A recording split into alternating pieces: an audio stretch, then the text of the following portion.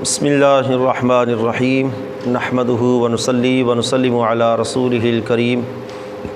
اما بعد فاعوذ باللہ من الشیطان الرجیم بسم اللہ الرحمن الرحیم یا ایہا الذین آمنوا اذا تداینتم بدین الی اجل مسمى فاکتبوہ وَلْيَكْتُبْ بَيْنَكُمْ كَاتِبٌ بِالْعَدْلِ وَلَا يَأْبَ كَاتِبٌ أَنْ يَكْتُبَ كَمَا عَلَّمَهُ اللَّهُ فَلْيَكْتُبْ صدق اللہ مولانا العظیم وبلغنا رسولہ النبی الکریم الامین۔ پچھلی آیات میں تنگ دست مقروض پر آسانی، اس کے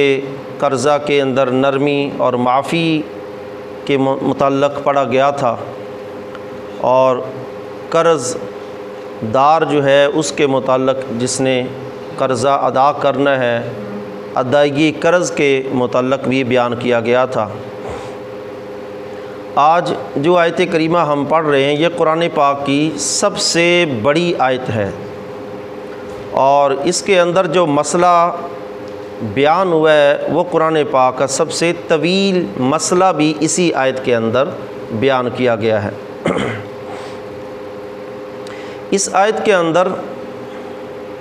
جو مسئلہ بیان ہے وہ یہ ہے کہ لین دین کے معاملات میں اللہ رب العزت نے حکم دیا کہ تم اپنے ان لین دین کے معاملات کو لکھ لیا کرو، لکھنے کا حکم دیا، اور اس کی برکات ہیں لکھنے کی، اس کی حکمتیں ہیں، نزاع جھگڑا اس سے بچت ہو جاتی ہے، کیونکہ بعض اوقات لکھا ہوا نہ ہو تو طرفین میں سے کوئی ایک بھول سکتا ہے یا دونوں بھول سکتے ہیں، دونوں میں جھگڑا ہو سکتا ہے۔ ایک کہتا ہے کہ میں نے تمہیں 2 مہینے کی مہلت دی تھی، لینے والا کہتا ہے نہیں 4 مہینے کی مہلت تھی۔ اگر لکھا ہوا ہو تو پھر وہ سامنے ہوتا ہے، یا گواہ موجود ہوں تو پھر جھگڑا نہیں بنتا۔ فرمایا یا ایھا الذین آمنوا، اے ایمان والو، اذا تداینتم بدین، جب تم قرض کا لین دین کرو، الی اجل مسمى، ایک مقرر مدت تک، فاکتبوہ، تو اپنے اس معاملہ کو لکھ لیا کرو۔ یعنی جو تجارت کے معاملہ کے اندر لین دین ادھار ہوتا ہے کہ سودا خریدا ہے اور اس کی قیمت کی ادائیگی کی مہلت لی جاتی ہے، اس کے متعلق حکم ہے کہ وہ معاملہ تم آپس میں لکھ لیا کرو۔ وَلْيَكْتُبْ بَيْنَكُمْ كَاتِبٌ، اور چاہیے یہ کہ تمہارے درمیان لکھنے والا ایک کاتب ہو، ایک کاتب جس کو عام ہم منشی کہتے ہیں۔ عمومی طور پر ہمارے وہ بڑے بڑے تاجروں نے اپنے اپنے دکانوں کے اوپر وہ کھاتا لکھنے کے لیے منشی رکھا ہوتا ہے۔ فرمایا وَلْيَكْتُبْ بَيْنَكُمْ كَاتِبٌ بِالْعَدْلِ، چاہیے کہ تمہارے درمیان یہ سودا، یہ معاملہ لکھنے کے لیے کوئی مقرر ہو، بالعدل، جو عدل و انصاف کے ساتھ لکھے، یعنی وہ لکھنے والا عدل کے ساتھ۔ اب عدل کا ایک معنی جو ہے یہ ہے انصاف، اور ایک عدل کا معنی برابری، یعنی وہ دونوں جو لین دین کرنے والے ہیں ان میں کسی ایک کی طرف وہ دلی طور پر مائل نہ ہو، دونوں کو برابر کی حیثیت رکھ کر ان کا معاملہ لکھے، اور جو لکھ رہا ہے وہ صحیح سچ لکھ رہا ہے، دونوں کا معاملہ یہ نہ ہو کسی ایک کی طرف وہ زیادہ رغبت رکھتے ہوئے اس کے حق میں باتیں زیادہ لکھ دے، جو اصل اور حقیقی سودا طے ہوا ہے اس کے متعلق ہی وہ عدل و انصاف کے ساتھ لکھے۔ وَلَا يَأْبَ كَاتِبٌ، اور لکھنے والا انکار نہ کرے، ان یکتب، لکھنے سے، لکھنے والا وہ سودا لکھنے سے انکار نہ کرے، کما علمہ اللہ، جیسا کہ اللہ نے اس کو علم سکھایا ہے۔ اس کو لکھت پرت کا اللہ نے علم سکھایا ہے، حساب و کتاب کا اللہ نے اس کو علم دیا ہے، تو اپنے اس علم کو استعمال کرے اور اس کو چھپائے نہیں۔ اگر اس کو کوئی لکھنے کے لیے کہتا ہے تو وہ ان کا معاملہ لکھے، فَلْيَكْتُبْ، اس کو چاہیے کہ وہ لکھے۔ وَلْيُمْلِ لِلَّذِي عَلَيْهِ الْحَقُّ، اور وہ لکھے جس پر حق ہے، یعنی جو ادار چیز خرید رہا ہے اس کا بھی اقرار نامہ اس کا بھی لکھا جائے۔ وَلْيَتَّقِ اللَّهَ رَبَّهُ، چاہیے کہ وہ اللہ سے ڈرے۔ وَلَا يَبْخَسْ مِنْهُ شَيْئًا، اور اس معاملہ سے کچھ بھی چھپائے نہیں۔ اب اس کا تعلق اس بندے کے متعلق بھی ہے جو قرضہ لے رہا ہے، ادار سودا سلف خرید رہا ہے، اور اس کا تعلق اس کاتب کے ساتھ بھی ہے۔ اگر اس کا تعلق خریدار کے ساتھ ہو جو ادار لے رہا ہے تو پھر اس کا معنی یہ بنے گا کہ وہ بندہ جس پر حق ہے وہ اپنا معاملہ لکھوا رہا ہے تو اس میں بالکل ذرہ برابر بھی کمی نہ کرے، جو لیا ہے وہی لکھے۔ اور اگر اس کا تعلق جو ہے وہ کاتب کے ساتھ ہے تو پھر اس کی طرف مفہوم یہ ہوگا لکھنے والا اس سودے کے اندر جو طے ہوا ہے اسی کے مطابق اسی کے موافق لکھے، اس میں ذرہ برابر بھی کمی نہ کرے۔ فَإِن كَانَ الَّذِي عَلَيْهِ الْحَقُّ سَفِيهًا، اگر جس بندے پر حق ہے وہ سفی ہے، سفی کا ویسے لغوی معنی بے وقوف ہے، یہاں مفہوم کہ جس پر حق یعنی وہ قرضہ لینے والا جو ہے جس پر حق ہے، اگر وہ ناسمجھ ہے، وہ لکھت پرت نہیں جانتا، او ضعیفاً، یا کمزور ہے، او لا یستطیع، یا لکھنے کی طاقت نہیں رکھتا، مثلا گونگا ہے، خریدار جو ہے وہ گونگا ہے یا ضعیف ہے، بچہ ہے، بوڑھا ہے، یا عقل مند نہیں ہے، سفیہ ہے، وہ سمجھ بوجھ نہیں رکھتا لین دین کے معاملات کی، تو ایسے بندے کے لیے اللہ نے فرمایا ان یمل ہوا، وہ اگر لکھنے کی طاقت نہیں رکھتا تو فلیملل ولیہ بالعدل، پھر اس بندے کا ولی وارث جس کی پرورش میں وہ ہے، جس کے زیر انتظام وہ ہے، وہ بوڑھا ہے، وہ بچہ ہے، وہ گونگا ہے یا وہ ناسمجھ ہے، اگر وہ کسی کی سرپرستی میں ہے تو اس کا وارث سرپرست اس کی طرف سے بالعدل، عدل و انصاف کے ساتھ پھر وہ معاملہ لکھے۔ وَاسْتَشْهِدُوا شَهِیدَیْنِ مِن رِجَالِکُمْ، اور فرمایا تم اپنے مردوں میں سے 2 گواہ بھی رکھو۔ ایک تو حکم دیا اس معاملے کو لکھنے کا، اور ایک حکم دیا وَاسْتَشْهِدُوا شَهِیدَیْنِ مِن رِجَالِکُمْ، اپنے مردوں میں سے 2 مردوں کو گواہ تم رکھو۔ فَإِن لَّمْ يَكُونَا رَجُلَيْنِ، اگر 2 مرد موجود نہیں ہیں، فَرَجُلٌ وَامْرَأَتَانِ، پھر ایک مرد اور 2 عورتیں۔ یہاں پر ضمناً یہ سمجھ لیں کہ عورتوں کی گواہی شریعت کے اندر صرف مالی معاملات میں ہے، مالی معاملات میں عورت کی گواہی قابل قبول ہے، حدود اور قصاص کے اندر عورت کی گواہی لینا جائز نہیں۔ جہاں حدیں قائم ہوتی ہیں حدود کے اندر، مثلا قتل کی حد ہے، قصاص، اسی طرح بدکاری کی یا دیگر ان حدود اور قصاص کے اندر عورت کی گواہی نہیں، عورت کی گواہی صرف مالی معاملات میں ہے۔ اور فرمایا 2 مرد یا 2 مرد نہیں تو ایک مرد اور 2 عورتیں، وہ 2 عورتیں ایک مرد کے قائم مقام۔ اب پوری روئے زمین کے اوپر قیامت تک کے لیے اللہ نے یہ ایک قانون بنا دیا کہ کسی بھی معاملہ کے اندر تم اپنے مالی معاملات میں 2 مردوں کی گواہی لو گے۔ لیکن ایک ہستی ایسی گزری ہیں کائنات کے اندر جن کی اکیلی گواہی 2 مردوں کے برابر ہوتی تھی، وہ نبی علیہ الصلوۃ والسلام کے صحابی حضرت خزیمہ رضی اللہ تعالی عنہ ہیں کہ نبی علیہ الصلوۃ والسلام نے ایک گھوڑے کا سودا طے کیا ایک بندے کے ساتھ، عربی کے ساتھ، اور جب سودا طے ہو گیا تو حضور نے فرمایا چلو میرے ساتھ چلو، میں گھر سے تمہیں وہ اس کی قیمت لے کر دیتا ہوں۔ وہ پیچھے پیچھے چلتا ہوا آ رہا تھا، نبی علیہ الصلوۃ والسلام تھوڑا آگے، وہ تھوڑا پیچھے دور رہ گیا۔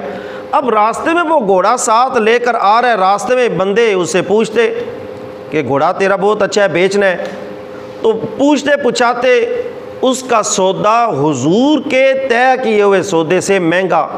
لوگ مول دینے لگے، اس کی قیمت لوگوں نے راستے میں زیادہ لگائی۔ اس نے لالچ میں آ کر وہ گھوڑا جو تھا جس کی قیمت حضور دینے کے لیے جا رہے ہیں اس کے آگے آگے، اس نے وہ بیچ دیا مہنگے داموں، حضور کے طے کیے ہوئے سودے سے مہنگے داموں اس نے بیچ دیا۔ جب نبی علیہ الصلوۃ والسلام کو پتہ چلا، آپ نے فرمایا میرا تو تیرے ساتھ سودا طے ہو چکا تھا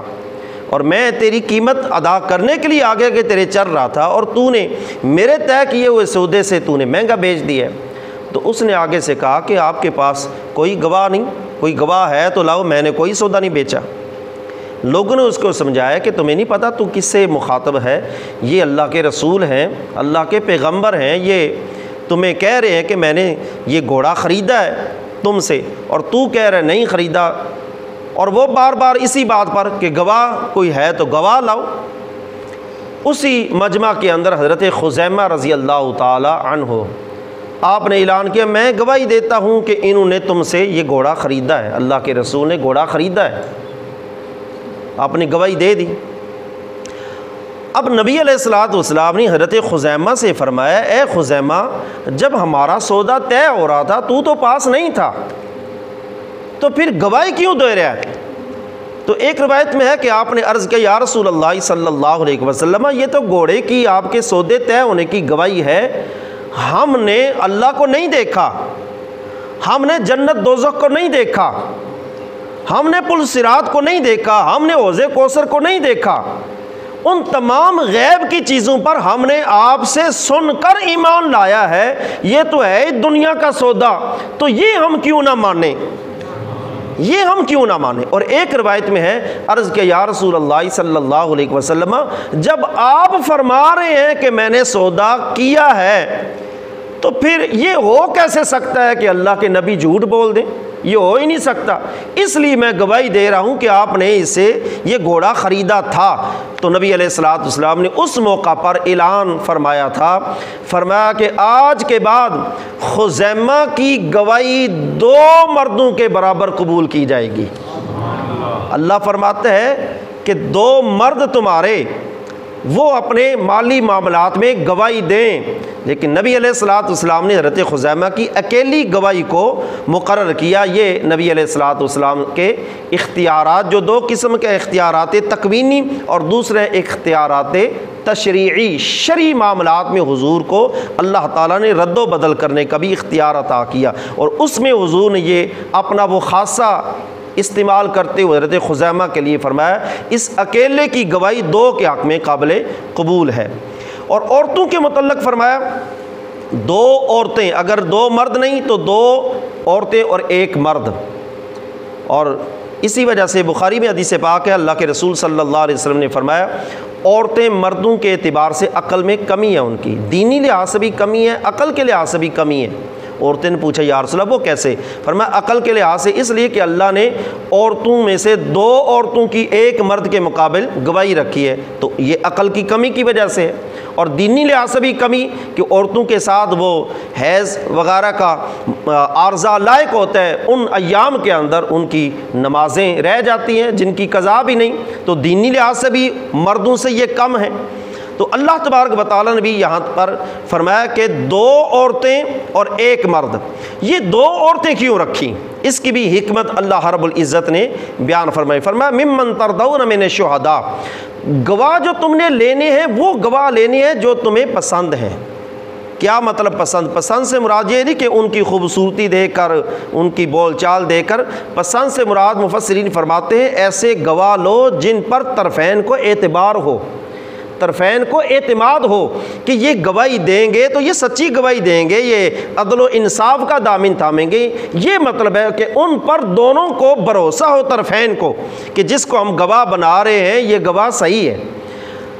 ان تدل احداہما، آگے فرمایا یہ 2 عورتیں کیوں گواہ بنائیں؟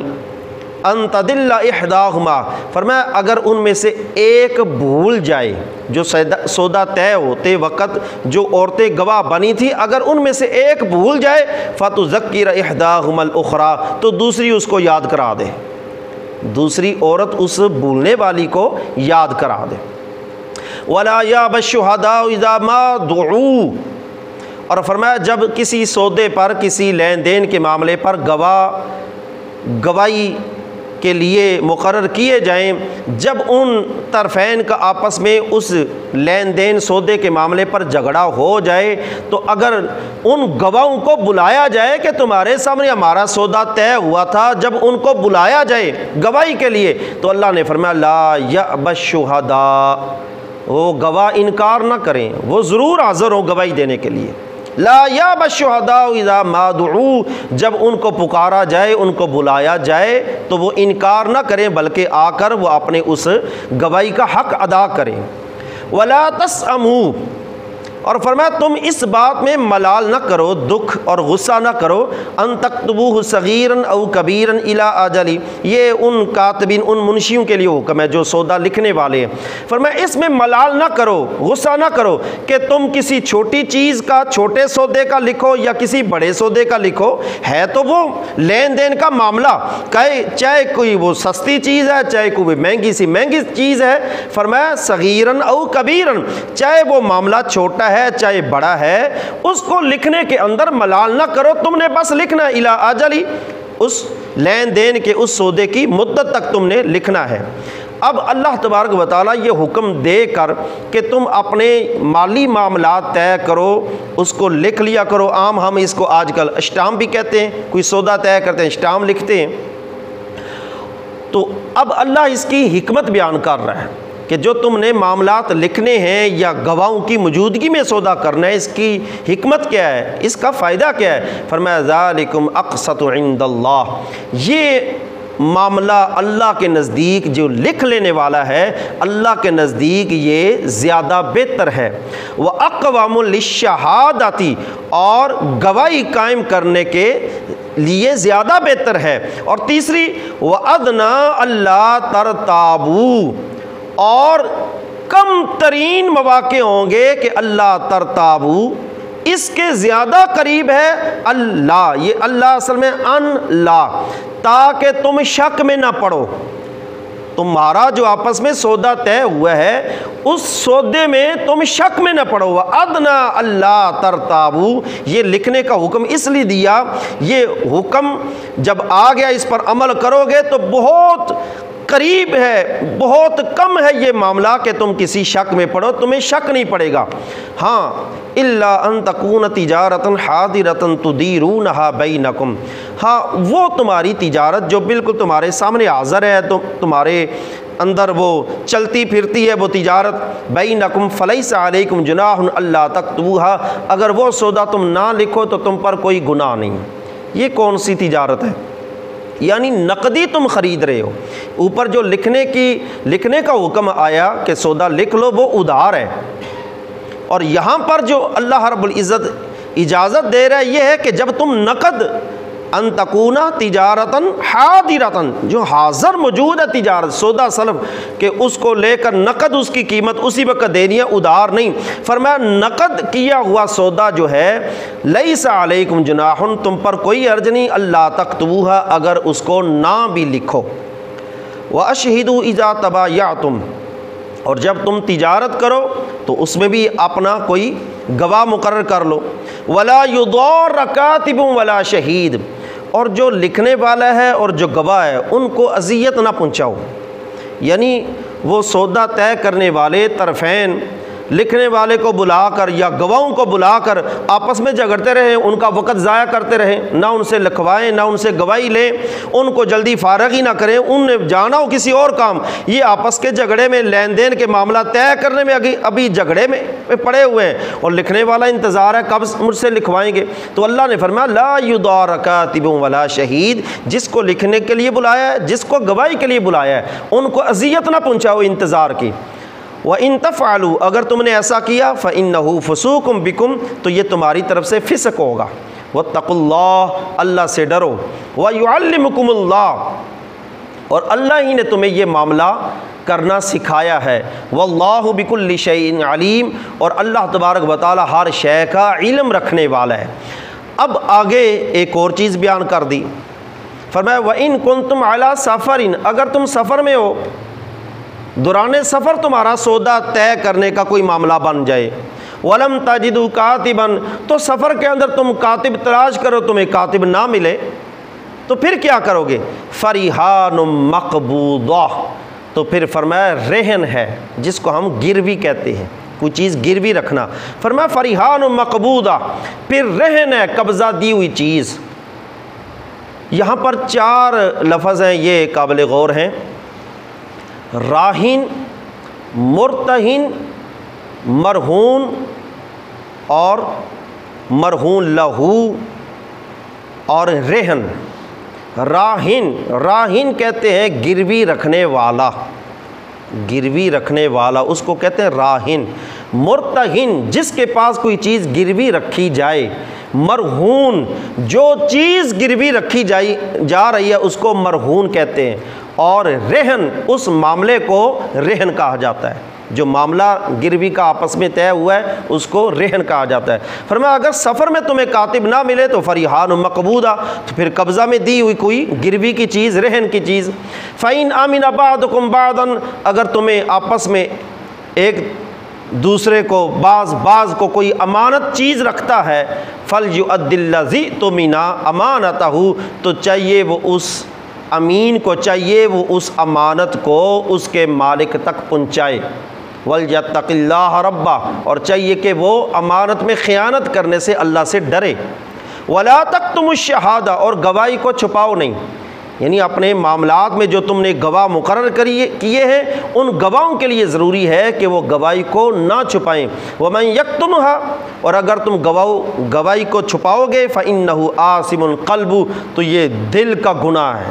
یہ قلبی گناہ ہے۔ واللہ بما تعملون علیم، اور اللہ رب العزت جو بھی تم عمل کرتے ہو اس کا علم رکھتا ہے۔ اب انہی آیات کی تفسیر میں حافظ ابن کثیر کے اندر ایک اسی سودا طے کرنے کے حوالے سے ایک حکایت نقل کیا، اور بخاری شریف کے اندر امام بخاری نے اس حدیث پاک کو 7 مرتبہ نقل کیا، صحیح سند کے ساتھ 7 مرتبہ اس واقعے کو نقل کیا۔ نبی علیہ الصلوۃ والسلام نے فرمایا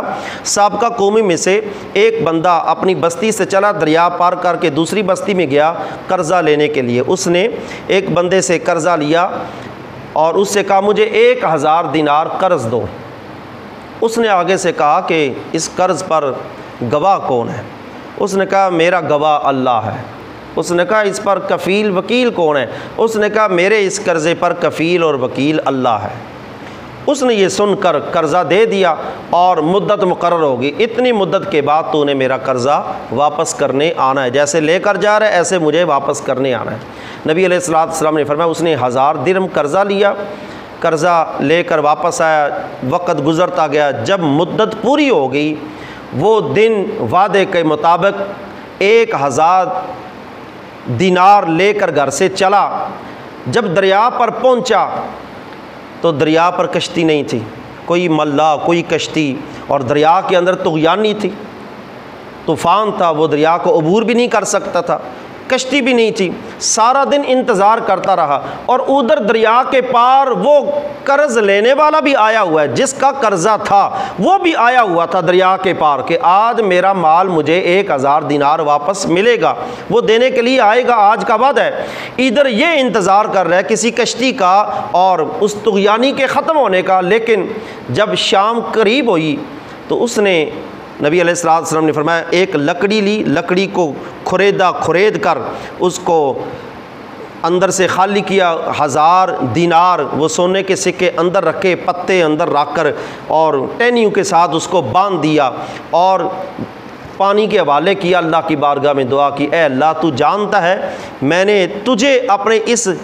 قرضے پر گواہ بنایا تھا، تجھے اپنا کفیل بنایا تھا، آج میں وعدے کے مطابق قرضہ دینے کے لیے آیا ہوں، لیکن